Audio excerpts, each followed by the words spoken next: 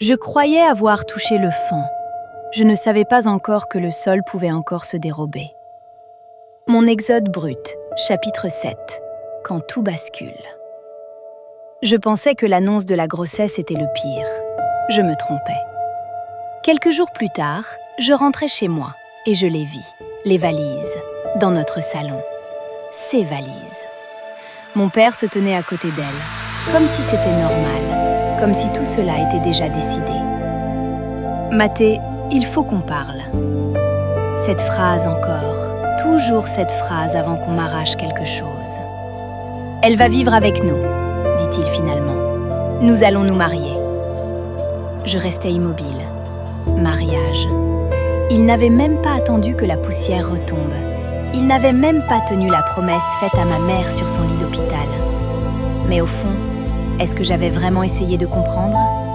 Ou est-ce que je m'étais enfermée dans ma propre colère? Fais un effort, ajouta-t-il. Ne lui cause pas de stress, ce n'est pas bon pour le bébé. Le bébé, toujours le bébé. Je sentis quelque chose se fissurer en moi. Très bien, répondis-je. Faites comme si je n'existais pas, je ferai pareil.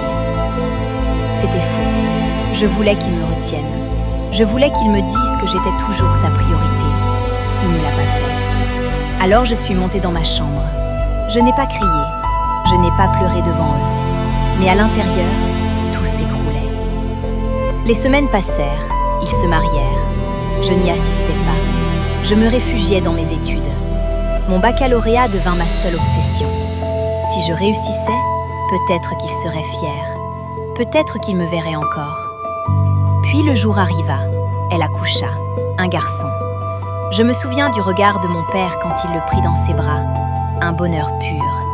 Un bonheur que je ne lui avais pas vu depuis la mort de ma mère. Et c'est là que j'ai compris quelque chose de douloureux. Il n'essayait pas de me remplacer. Il essayait de survivre. Mais moi aussi. Et nous survivions, chacun de notre côté, sous le même toit, comme des étrangers. Dites-moi en commentaire, est-ce que j'ai fui trop vite? Ou est-ce que j'avais le droit d'être en colère? Likez, abonnez-vous et partagez si cette histoire vous touche. Ce n'est que le début.